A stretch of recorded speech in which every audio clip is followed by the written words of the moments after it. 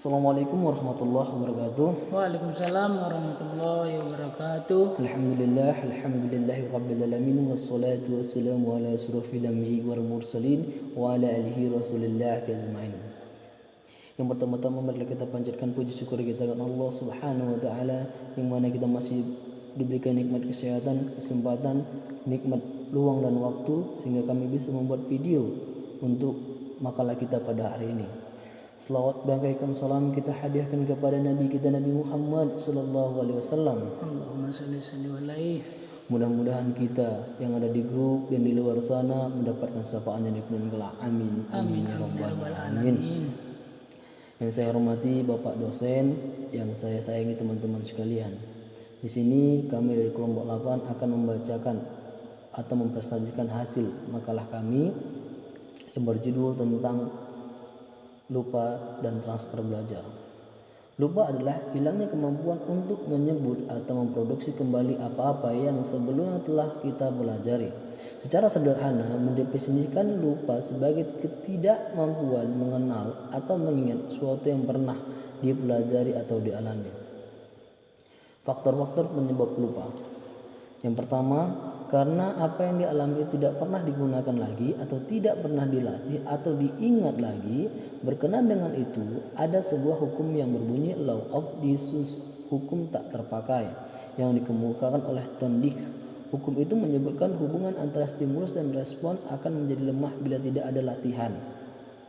Yang kedua, karena adanya hambatan-hambatan yang terjadi karena isi jiwa yang lain. Tidak baik mencampur adukan pelajaran-pelajaran dalam pikiran yang saat belajar, karena hal itu justru akan menghambat satu sama lain, maka tidak baik mempelajari materi yang berbeda pada saat yang sama. Yang ketiga, karena depresi atau tekanan. Tanggapan-tanggapan isi jiwa ditekan ke dalam ketidaksadaran garis miring atau bawah alam sadar oleh ego. Karena terus-menerus mengalami ketekanan, maka lama-kelamaan akan menjadi lupa. Mungkin akan disambung oleh teman saya Saur akan Manik. Kepada Saur kami silakan. Penyebab lupa menurut Muhyiddin Shah. Lupa karena perubahan situasi lingkungan, seperti antara waktu belajar di sekolah dengan waktu belajar mengingat kembali di luar sekolah. Misal, jika seseorang anak hanya mengenal jerapah lewat gambar-gambar di sekolah, kemungkinan dia akan lupa mengingat nama hewan itu ketika ke kebun binatang. Lupa karena perubahan sikap dan minat.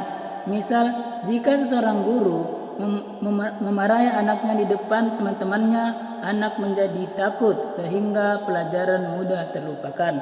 Lupa karena perubahan huruf saraf otak, misalnya keracunan, kecenderungan, gegar otak.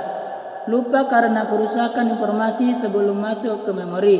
Sebelum informasi itu terserap dengan baik dan disimpan dengan baik oleh otak, seorang telah menerima informasi lain sehingga menyimpan awal tidak sempurna dan cenderung hilang. Penyebab lupa menurut W.S. Winkel 1989 dalam Saiful Bahri. Pandang Ward, gejala lupa disebabkan bekas-bekas ingatan yang tidak digunakan sehingga lama-kelamaan akan terhapus. Kiat-kiat mengaruhi lupa. Adanya motivasi belajar yang kuat, khususnya motivasi yang berasal dari dalam diri sendiri, memancing perhatian anak didik agar mereka tertarik dengan materi yang diajarkan sehingga materi lebih mudah diingat. Oke, mungkin saya akan lanjut tentang transfer belajar. Transfer belajar adalah transfer dalam bahasa lazim disebut transfer belajar atau transfer of learning. Itu mengandung atau pemindahan keterampilan hasil belajar dari suatu situasi ke situasi lainnya. Peristiwa pemindahan pengaruh atau transfer sebagaimana tersebut di atas pada umumnya atau hampir selalu membawa dampak baik positif maupun negatif. terhadap aktivitas dan hasil pembelajaran materi pembelajaran atau keterampilan lain, sehingga transfer dapat dibagi menjadi dua. Yang pertama, transfer positif, yaitu transfer yang berefek baik terhadap kegiatan belajar selanjutnya. Transfer negatif yaitu transfer yang berefek buruk terhadap kegiatan selanjutnya. Oke, selanjutnya terjadinya transfer belajar positif. Transfer positif akan mudah terjadi pada diri seorang siswa apabila situasi belajar dibuat sama mirip dengan situasi sehari-hari yang ditempati siswa tersebut kelak dalam proses belajar mengajar. Mungkin itu saja makalah dari kami. Kami mohon maaf bila mana ada kekurangan.